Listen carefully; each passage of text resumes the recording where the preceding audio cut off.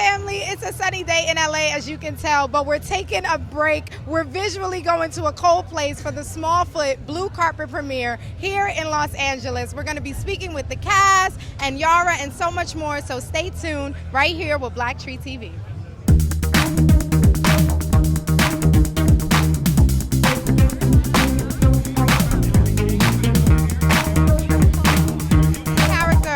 You are conflicted with really seeking and revealing truth or perpetuating something that people already believe, right? So what is the message that you think when we watch this film that we as adults can learn from this character?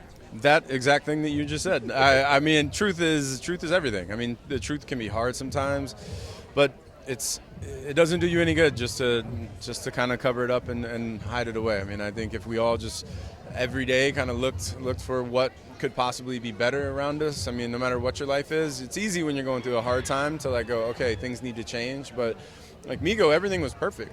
Everything was literally perfect in his life, and he was like, I want everything to stay just like this. And then something came along that shattered one of his ideas of what the world is, and you know that takes a lot of courage to kind of go, okay, I got to go and actually explore this. Absolutely. Well, it's a great film. Thank you very much. Gina, before you go, can you talk about this diverse representation? Right? You see it so much in animated films. How beautiful. We're heroes, not villains. Just talk about the importance of that, especially for young people. Well, for me, particularly because I feel like I could only speak from my perspective, right? Because I think so often as an artist, you're asked to speak for a community, and as much as you want to speak for that community, you can only speak for yourself. We all have a different lens that we walk through. We all have different experiences, and I can say my personal experience, not seeing a reflection of Latinos on screen, made me feel like we were not capable, we were not allowed in certain spaces, things were not possible for me. And if I didn't have the giants around me, my mother, my father, my sisters doing things that were unheard of before I even had gotten to a space where I could, if it wasn't for them, I would not have known. But that was the indoor reminder. You know, what about those that don't have that indoor reminder?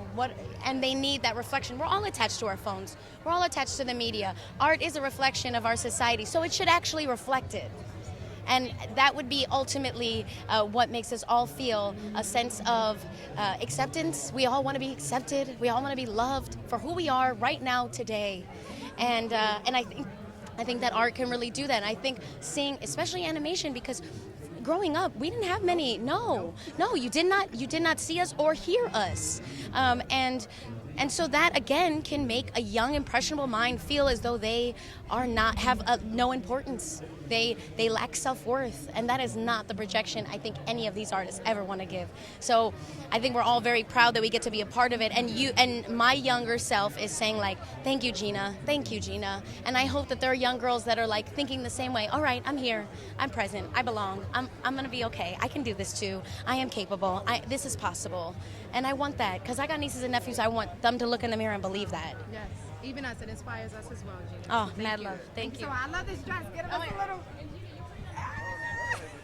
What's up, y'all? So tell us, of course, John said that the reason he got this EGOT status would not be possible without you. Where were you when you first found out? And how happy were you for him? I was riding home, and I think from the studio, and no, I was riding home from my manager's house, and he texted me and said, John just got the EGOT. And I just stopped and was like, wow, this is amazing that to live in a lifetime and be able to get Emmy, Grammy, Oscar, and Tony, and to be one of now 15 people they've done it on the planet, like, and I know the dude, that's incredible. So the fact I just ended up reaching out to him, telling him how proud and inspired I was by him, and that he stands for so much for us, and the fact that he said, yo, you're a part of this, made me feel just wonderful. But I'm just grateful, man, that to see that brother do what he's doing and opening doors and just lighting up the world, man, because he's doing good work out there as a person too, you know? In the spirit of today,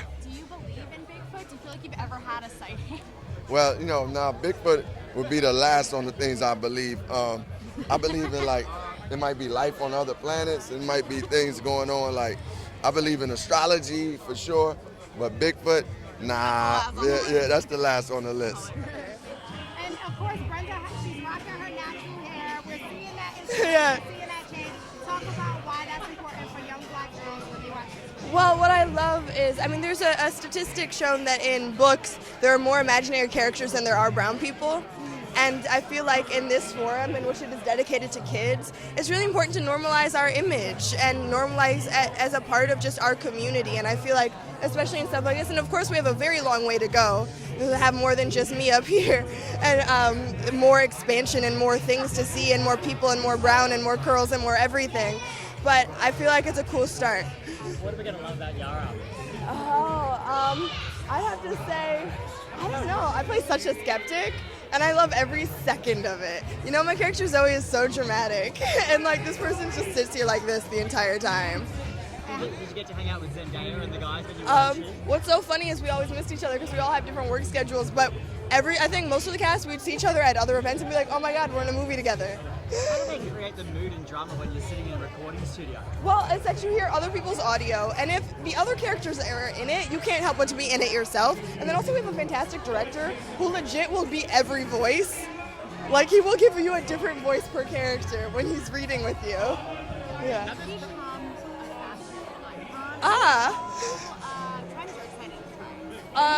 Sweatpants. 10 out of 10 recommend sweatpants. Yeah. And how excited are you for the upcoming school year? I know you have a lot going on. Are you working that into your schedule? Like, what is that look like? I mean, it's going to be unorthodox, but I'm excited.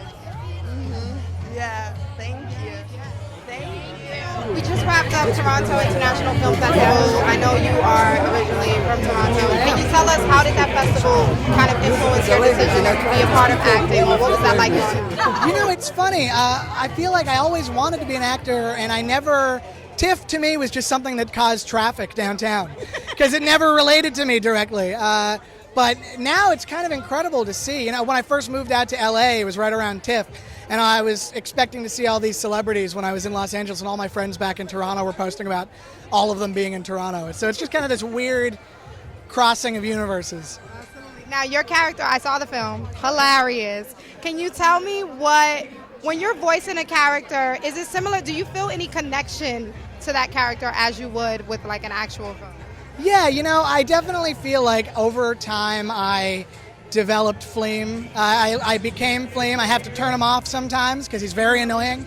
But it was nice to have an outlet for all my annoying tendencies. Do you think so? There's a scene, I don't want to give too many spoilers for those watching, but in the scene where they're all hesitating about whether to jump or not, what would you have done in real life in that situation? I would have jumped. Yeah, you gotta jump.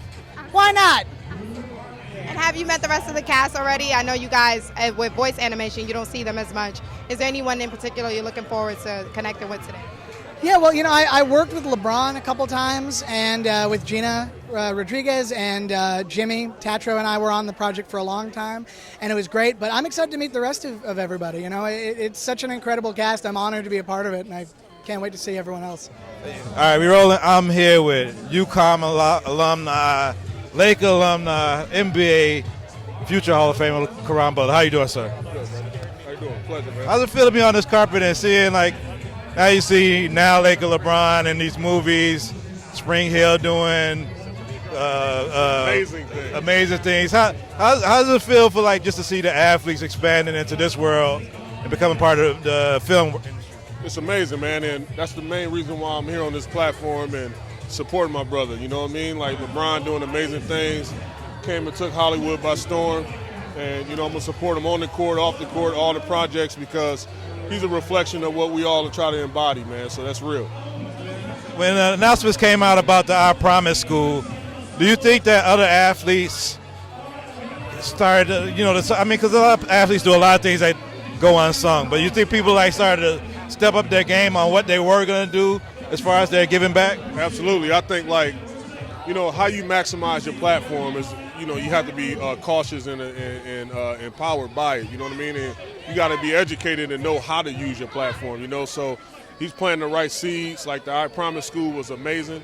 You know, there's other athletes out here doing things like that, like the Admiral, David Robinson, like Jalen Rose, but because he's such a mega star, he set a new trend, and guys, like, he's the standard, so guys are looking to do things like that.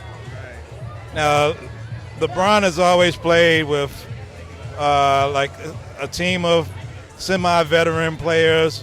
This year with the Lakers, got a lot of young cats. How do you think he's going to mesh with all these young stars on the rise? Hey, listen, I seen LeBron literally pull up to the YMCA almost and take guys to the finals.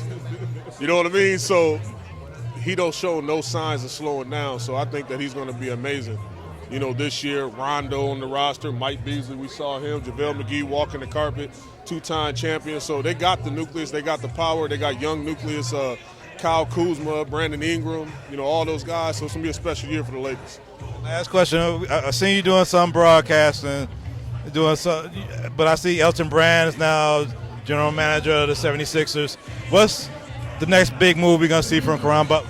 Hey, man, listen, I'm working on a ton of projects, creating a lot of content, but, you know, we just have to see. You know, I'm prepared for anything, man. I'm attached to everything and just trying to, you know, be a better version of myself every day. Appreciate your time, sir. How are you? I'm good. So tell us, you know, you're here. Yara and Zendaya are in this film. Yes. We're seeing a lot of opportunities for young black actresses. How does that inspire you? And do you think we're moving in the right direction? Yes, I think we're moving in the right direction. I think the business today is very different than how it was even like 5 years ago. I remember like growing up, I always watched Zendaya on Shake It Up, so she's a big inspiration to me. And I got to work with her on Casey Undercover, so that was kind of like a full circle moment. I love Yara, we're really good friends, and so I'm really happy to support and be here. I think I'm really proud of my peers and to just be among them and doing the good work, you know, showing young girls that they can achieve their dreams. So it's incredible, yeah. And of course, Lethal Weapon will be premiering soon. Tell us, you know, with a lot of the transition, what can we expect with this season, this new season, and what has that process been? Yeah, well, we do have a new member. Sean William Scott will be portraying Wesley Cole, who is an ex-CIA international agent. So he brings a totally different perspective and dynamic. He is goofy and fun and silly, and he's a father too. So I think people will be really interested to see how they kind of play off of each other. And yeah, we're having a lot of fun. We're excited. Yeah. Thank you so much. Thank you. Absolutely. Cute little video. Just wave. Okay.